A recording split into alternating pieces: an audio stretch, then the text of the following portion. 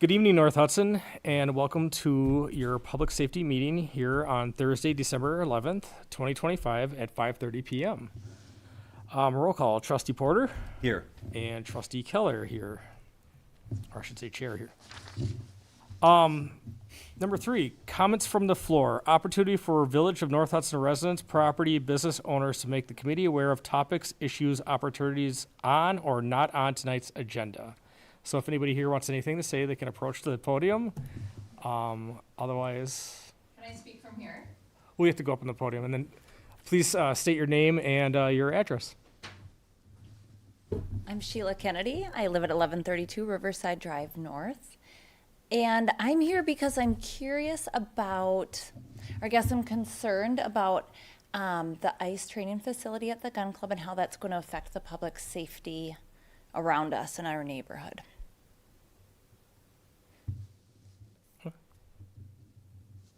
May I continue on that subject?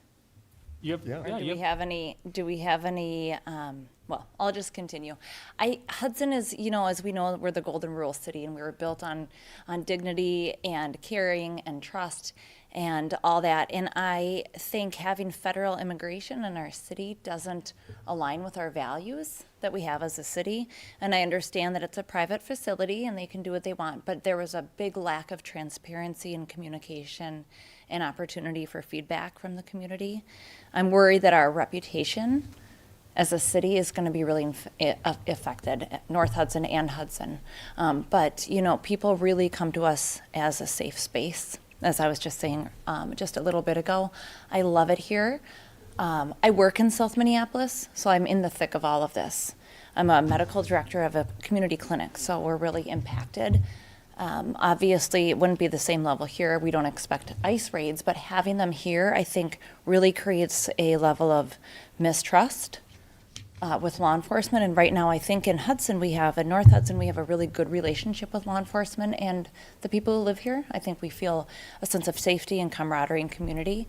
And I worry that that will get eroded, which leads to less public safety and less trust. And that concerns me. That's it. Thank you. You're welcome. Do you want to approach too, or? You can. Yeah. I would also rather just sit here and talk. Okay, that's all right. Can I sit here? Yes, of course. Oh, really? Okay. Oh, well, Not I mean, no, if you want to say something, you have to go to the The the other podium. thing is, I live You have to go up to the podium, please. It's just, I yeah, live in because Hudson, it's- though. Can I still talk? Or is that- I don't That's know up what to the you as the rules chair. are. I will allow it today, Aw, so thank you can go up there and, Thank you.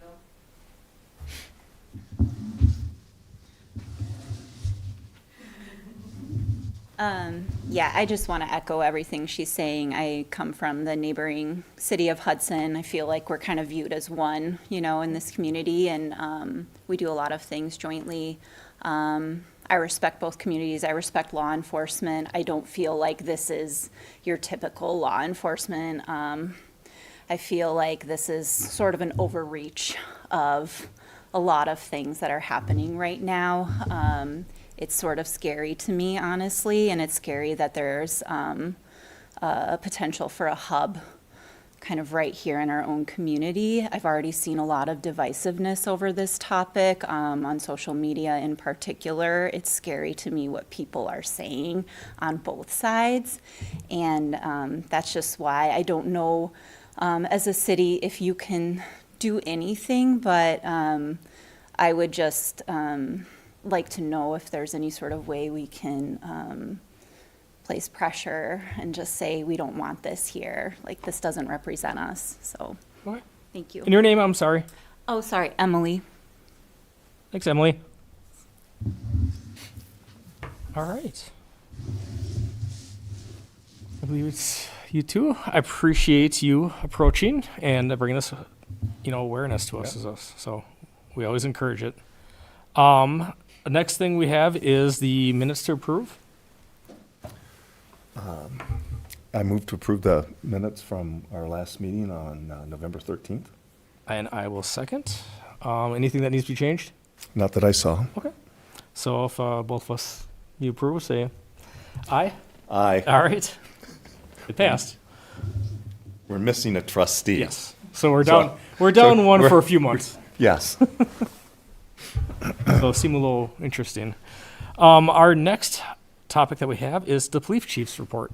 Chief? So just a couple items on this month's report. You can see under the old business, just that the municipal court office has now been completely transitioned and made into the new police department meeting and training room. We had our first training yesterday, and I actually had a meeting with a couple of business owners in that space today. It's working very well for us to date, and we'll see what other things we might be able to utilize that room for. But turned out nice. If you're interested in taking a look at it, let me know.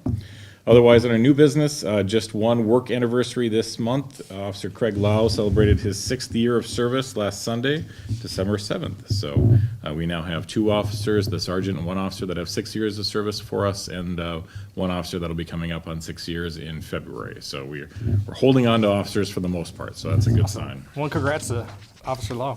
Absolutely. And then the second piece is the incident breakdown. Nothing really out of the ordinary. Of course, now that it's into the winter months, we're starting to see a little bit of an increase in crashes and people sliding into curbs and those kind of things, but not uncommon for this time of year.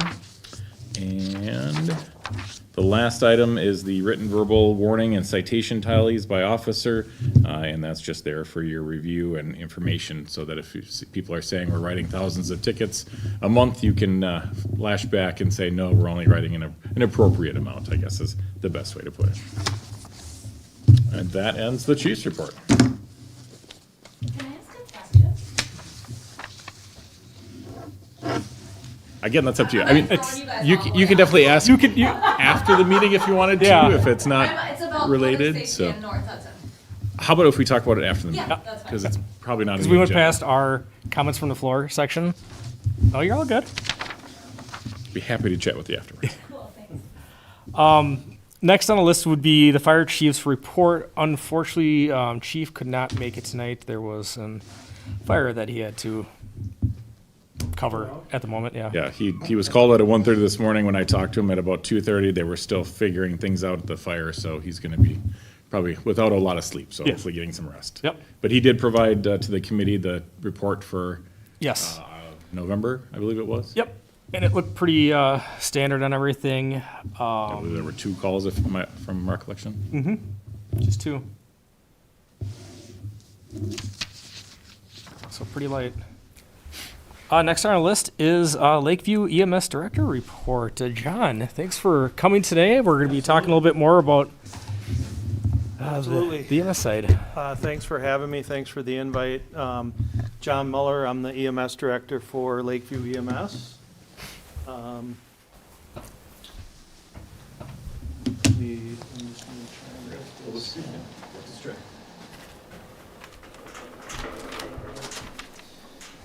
So you guys have recently been talking about first responders in the village. And there was some questions apparently at your last meeting that were then forwarded on to me to try and respond to those questions. So that's really what I'm here for, to answer any question you guys might have. I'm trying to figure out why my,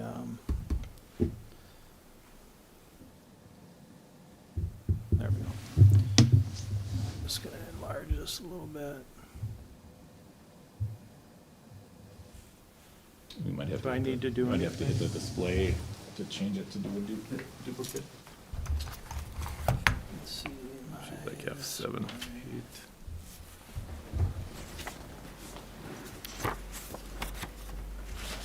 Never use this computer to do. Yeah, try hitting that, just hit that button there. Oh, there it's coming up, and then we just have to click duplicate. Should pop. I have it plugged in. And it's supposed to be input B, correct? Should be. Try C.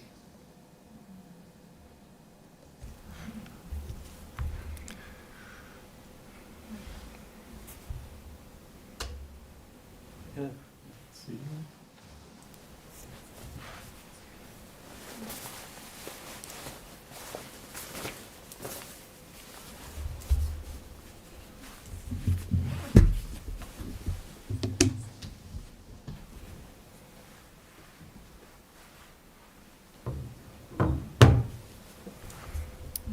We get the tap dancing music. I know. So quiet. The Jeopardy theme song. Yep. Yeah, I'm not sure. Yeah. Maybe somebody's laptop. That's not a big deal. We can write it down. Yeah, I just wanted to kind of show you some examples of what I want to talk about regarding first responders. So, again, that's kind of the topic here, the need for first responders and what they're doing. And first of all, I'm here to say, and I will always say, that for us to provide the best level of care all around, we need good first responders. We need first responders to help us on the scene. We need first responders to help us with patient care, and then to get that patient packaged and moving. So many things in medicine today are just constantly changing. Some of the treatments that we do today are time sensitive, and it takes a village.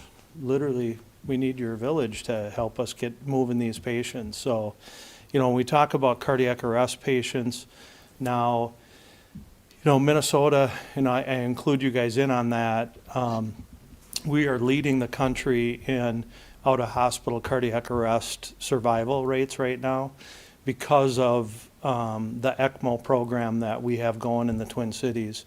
And our goal with that, when we arrive on scene to a cardiac arrest, or let's say that the chief or his officers respond and they put their AED on a patient and get a shock, deliver a shock, if that information gets forwarded to us, we are going to be in a load and go situation, which in the old days, in cardiac arrest as a paramedic, our goal is to get there and stabilize the patient, get them packaged and go.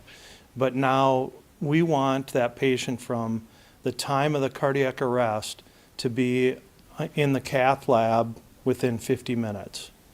So we don't have a lot of time to do that. So that's where we need that support on scene. So that's the first thing. We have exceptional outcomes within our operation, and that really has a lot to do with the support that we get from our law enforcement, from the fire departments. They're considered our first responders. I think there's a misconception to what a first responder is, and really, the time with our response, especially to the village of Hudson, we average, I think, 6 or 7 to 8 minutes to get here.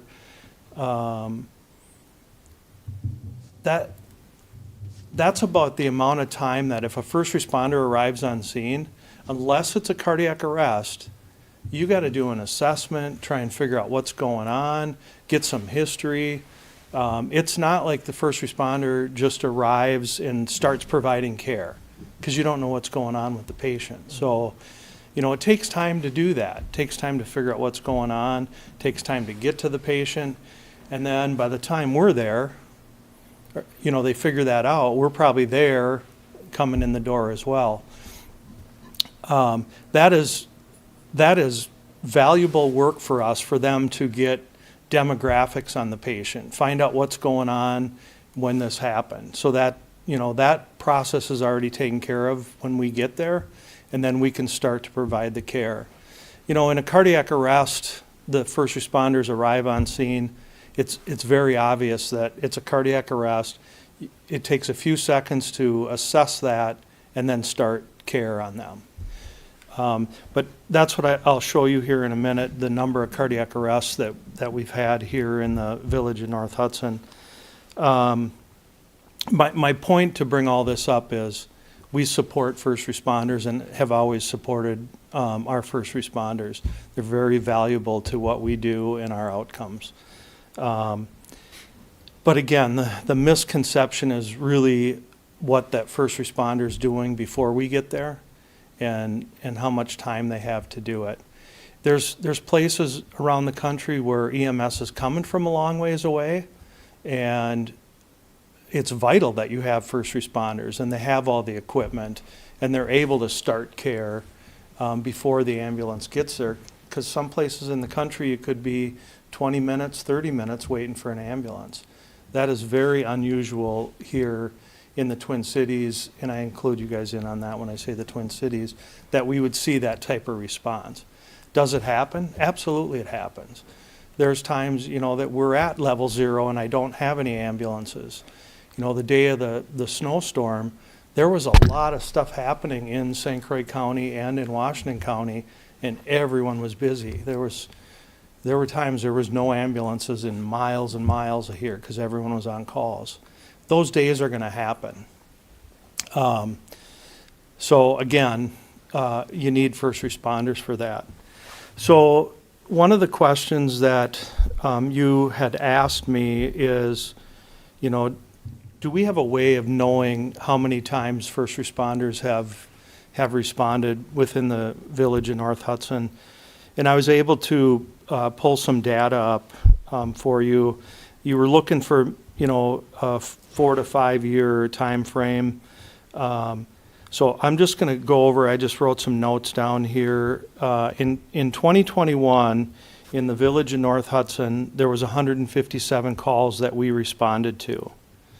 Of that 157 calls, 74% of the time we had a first responder on scene. That was either the North Hudson Police Department or the first responder group from the town of Hudson. I didn't look at, within this data, I didn't look at Hudson Fire Department's response, because prior to just 2024, Hudson Fire typically didn't respond on anything unless it was a structure fire, a motor vehicle accident, a rescue, and that was the decision from that department. So I didn't look at those numbers. But in 2021,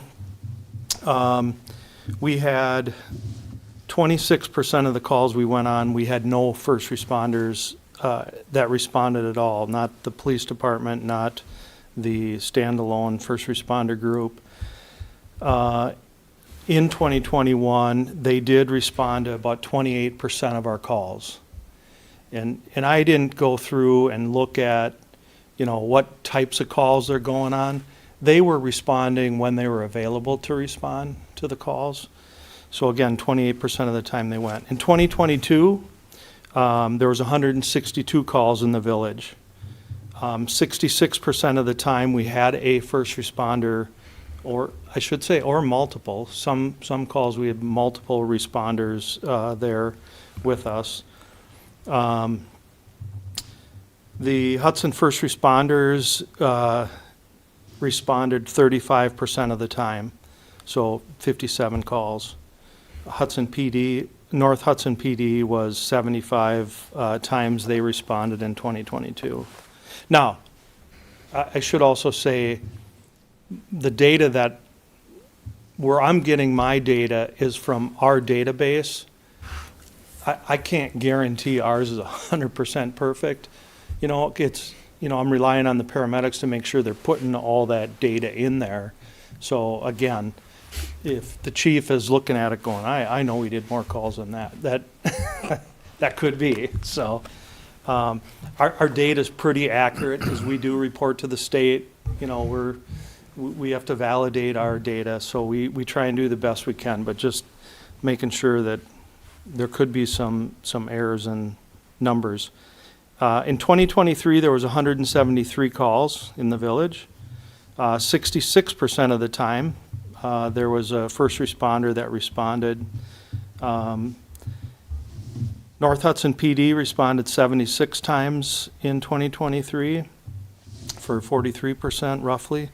And then the Hudson first responders were about 30% of the time they responded. In 2024, again, there was 173 calls. Kind of crazy that it would map out like that. 75% of the time in 2024, we had a first responder on scene with us or respond before we got there.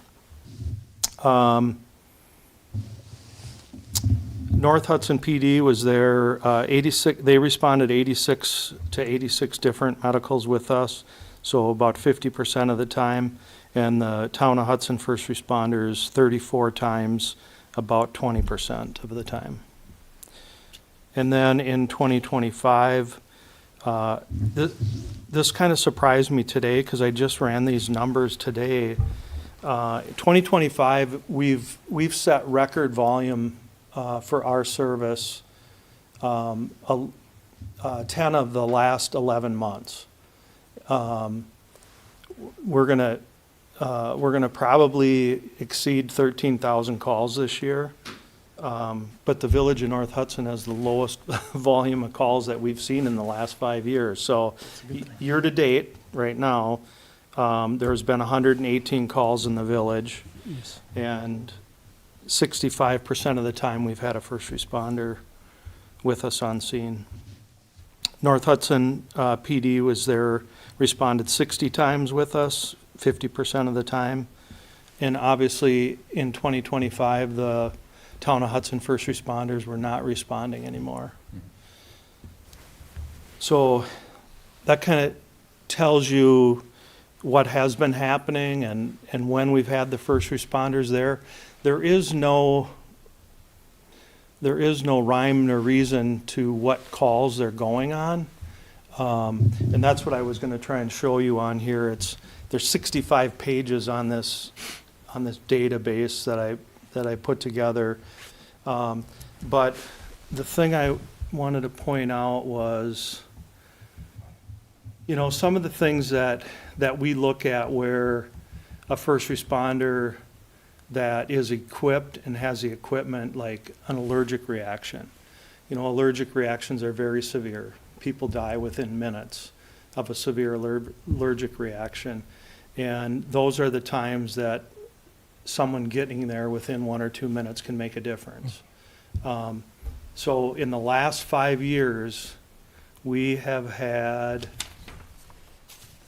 7 allergic reactions. Of the 7, one of those, we were sent non-emergent, so we were sent routine to the scene. And of those, Hudson PD was on all of them. North Hudson Police Department was on scene all but one of those calls. The other one is cardiac arrest. So everything we've responded to is in this report.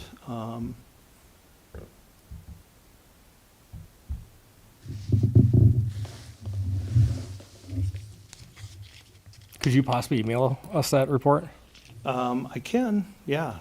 Yeah, I've removed all the protected data on here, so you're not gonna get any addresses on there. The chief would be able to get that data. He'd have to do a cross-reference on it, but we can't share that data with you, so. So cardiac arrest was the other one, and this I thought was pretty interesting in the village. Within the village in the last 5 years, there's been 13 cardiac arrest calls. Of that, 1, 2, 3, 4, 5 of those, we were canceled before we even got to the scene. So it was an obvious death that didn't require resuscitation. And of all of these, our response times, just read them off. Here's one that was 5 minutes, 7 minutes, 7 minutes, 6 minutes. The others we were canceled again before we got to the scene. 8 minutes, 1 minute, 5 minutes, 6 minutes. So, our response times are good.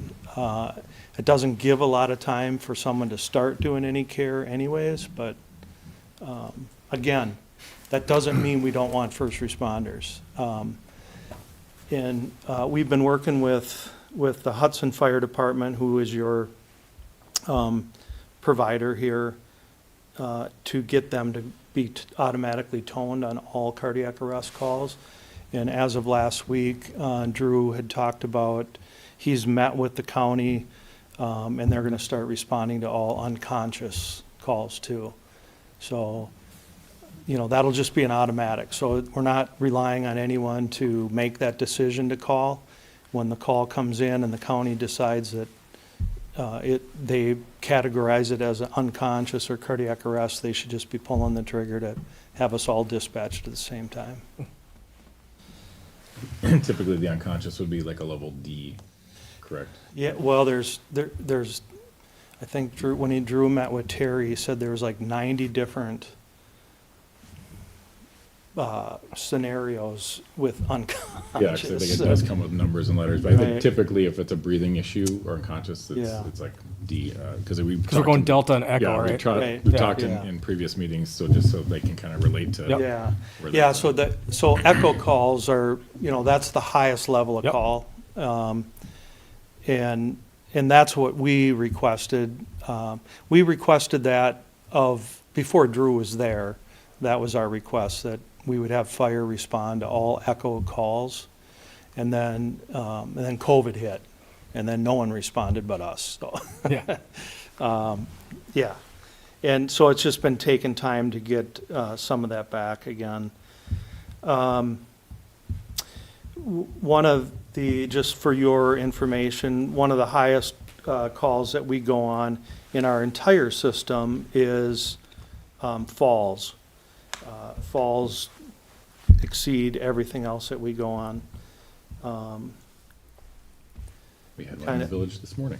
Yeah, I was gonna say- I'm jumping around here, but choking is another one of those types of situations where, a first responder, any basic first responder can make a difference there.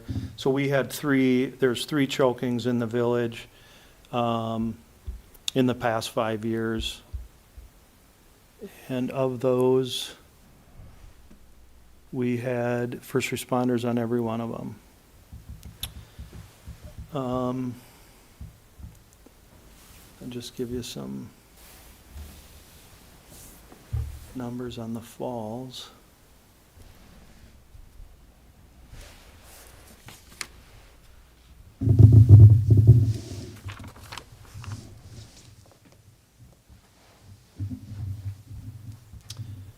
So within the village in the last 5 years, there has been 161 falls that we've responded to. And again, that is your highest incident type that we respond to. Highest incident meaning the most common? Most common, yeah. Yeah. Yep. So what we're looking at here a little bit more is like in the past 5 years, you would Yep. say like, looking at Delta and Echoes, I mean, going to cardiac arrest is kind of one of the biggest ones. It's like, Yeah. it's only been 13 calls in the past 5 years. Correct. Okay. Yeah. Yeah, see, I don't have a way, in our database, we don't get the Delta Echo response codes. So that's not in I can't pull that data off of mine. That's something that the county would be able to pull off of. So ours is based on when the county gets the call and they do their pro QA on it, they call our dispatch and give our dispatch the information. And it's either we respond lights and sirens or we respond routine. Yep. And that's all based on the national standard for EMS response. So everyone follows that, and that is the Alpha Bravo Yep. Charlie Delta Echo response. Does it say, going back, I know we're talking about the cardiac arrest one, does it say, I know you had the 5 canceled, but it say all the rest of those, like if they were, So- made it to the hospital in Yeah. time and survived, or if is, So I don't see that in this report, and I know that was one of the questions. Thanks for bringing that Yeah. up. That is really hard to prove outcomes unless it is a cardiac arrest where law enforcement gets there before us, puts the AED on, shocks, and they get a pulse back. Yep. That is 100% a save on their efforts. And then we're just gonna take care of managing the patient from that point and get them to the hospital as safely and manage them the whole way there. Again, I don't have the outcomes of that here. But you know, when you, again, that's where I struggle when people say, you know, I've been doing this a long time and I've met with tons of city leaders and they've always asking the same question. Why do we need our fire department to go with the ambulance? You guys are right there. You're there in 5 minutes.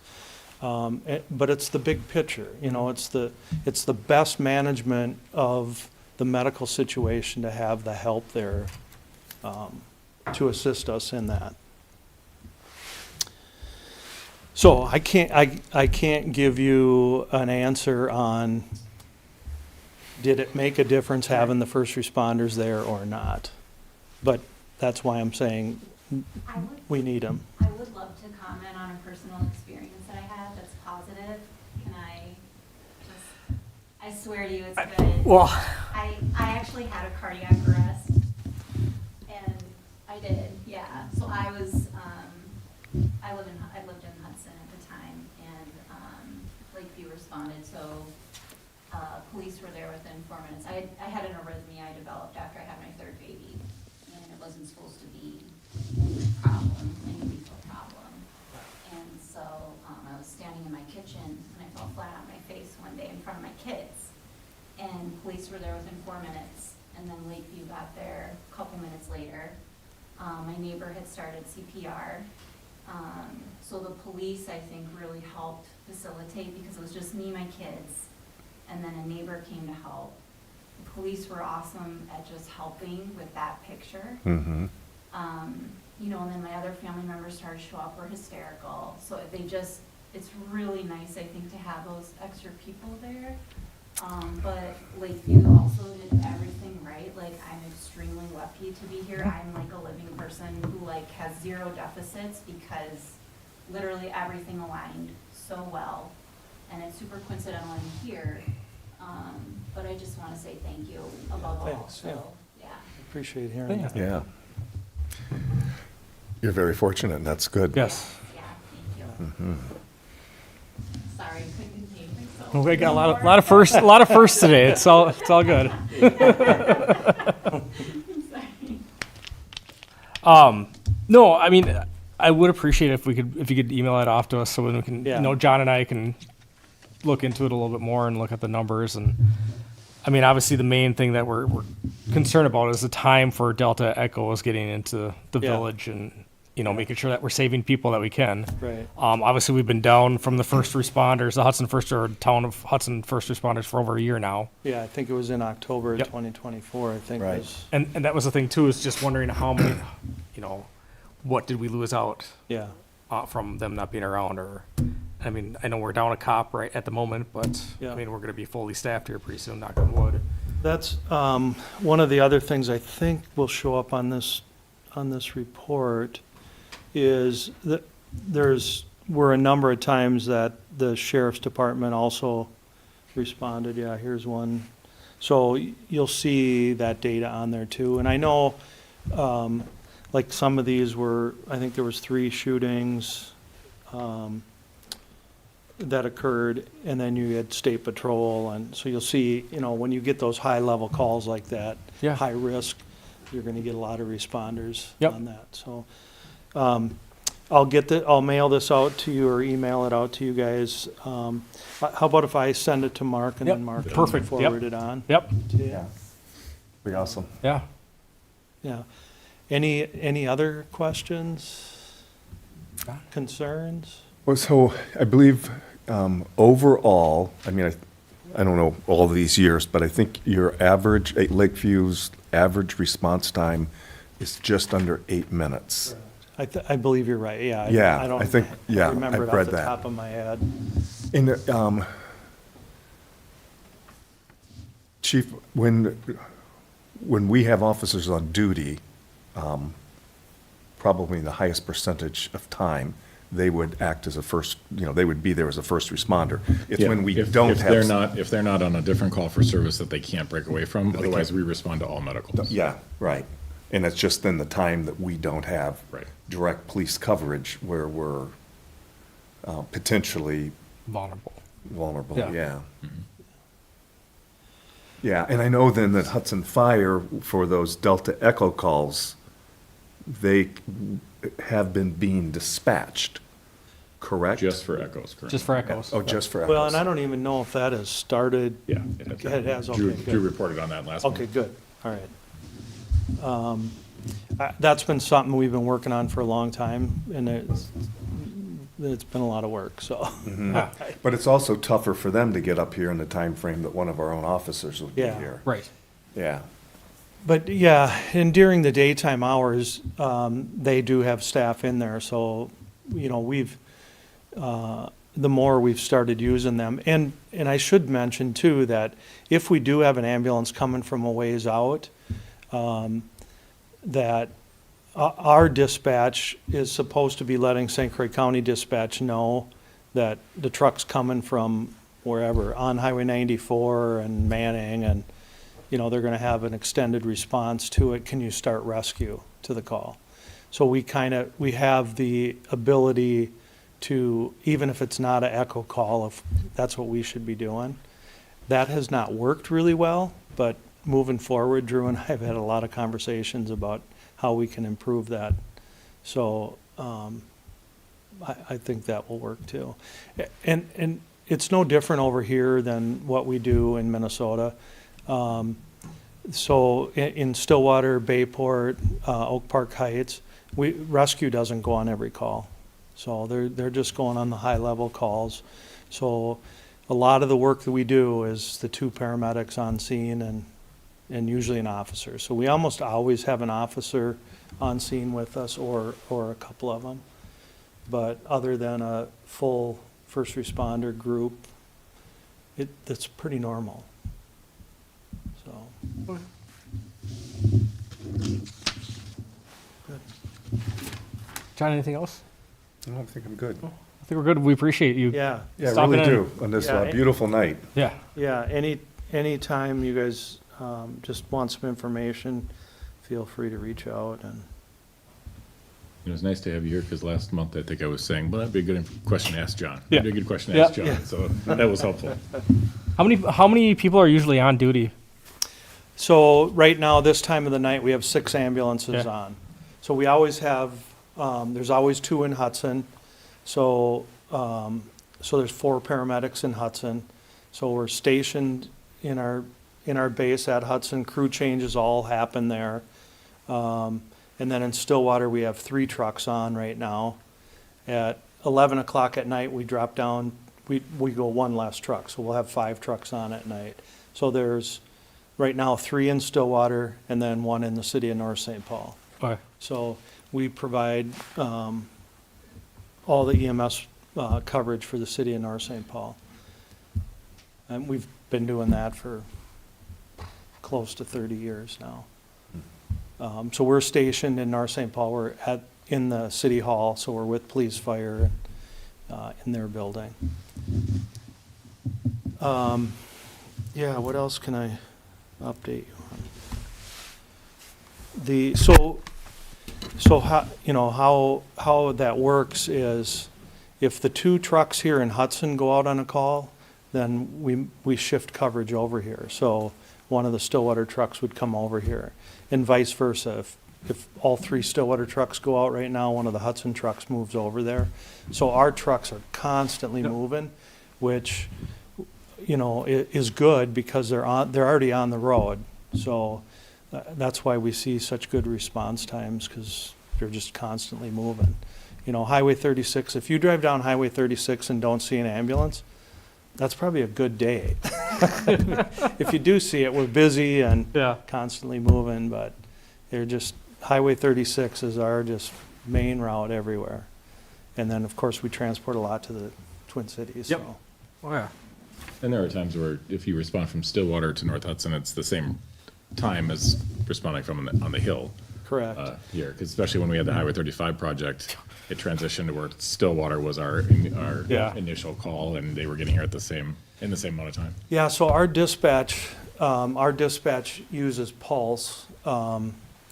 And Pulse is a system that is live traffic data. So geographically, mileage-wise, the Hudson truck might be closer mileage to a call, but because the way traffic is moving at the time or an accident, then it knows that one of the other trucks is closer. So, we pay a lot of money for our dispatch, but that's the reason why, because we get that kind of data, and not a lot of places have that data. It drives our crews crazy because, it's hard to put the trust in someone when you don't see what's happening, and they're saying, they're sending a Stillwater truck, or I should say a Hudson truck, to Lake Elmo. And Stillwater's like, why are they doing that? Well, because it's straight down 94, it's a quick shot into that southern part of Lake Elmo, so, yeah. Interesting. Yeah. Good. Thank you. guys. Yeah. Yeah, thanks for coming and thanks for what you do. Yes, Absolutely. we appreciate Thank it. you. Next on our agenda is additional first responders for emergency response in the village, discussion of possible board recommendation. So, I'm wondering, I do want to look at that data, so I think that we Yeah, should probably put I this on put on hold. there for possible recommendation, just because I wasn't sure where we would be, but I think that especially with that amount of data, Yes. I think giving it, and again, we're not in a rush, but giving it another month for you all to take a peek at that is a great idea. That's what I want to do. Same with you, John? Absolutely. Okay. 9, police department staffing and coverage. No changes from last month. It's still moving forward with, Take care. Thank- that we hired the new officer. We'll be starting in January in the academy, so nothing new to report.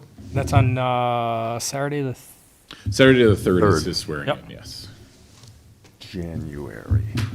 It's coming quick. It Boy, is. isn't it? We're meeting tomorrow to get uniforms at, across the river, so Oh, nice. that'll be nice to get that started too. Yes. 10, police department capital equipment planning.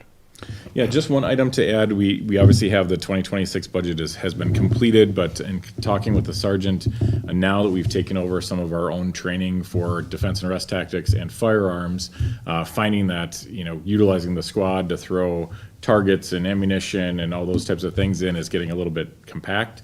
So we may be looking at trying to price out a training trailer so we can have all the items in one spot. We can just hook up, take it to the rod and gun club, and then, bring it back without having to stuff a squad, if you will. Yeah. So that's something we're taking a look at. We're working with the Public Works Department to get some of those blue barrels that they have an abundance of. Yes. To be able to kind of repurpose them for, maybe using them as barricades and those kind of things in some of the training that we'll be doing. So Okay. those, again, would not fit in a squad. So we Right. need some other form of transportation for them. But that's the only thing that's really come up since last month. Okay. That makes sense. Any future agenda items? Not at this point. I don't have anything at the moment. And you just want to leave 8 on, I'm assuming? Leave 8 on, yes. And then at 6:14 PM, we are adjourned.